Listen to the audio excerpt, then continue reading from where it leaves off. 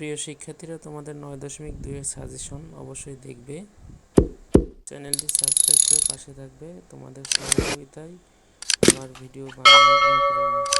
যাই হোক, এখানে ত্রিকোণমিতিকের 9.2 সব থেকে গুরুত্বপূর্ণ অঙ্কগুলো সেট করা রয়েছে।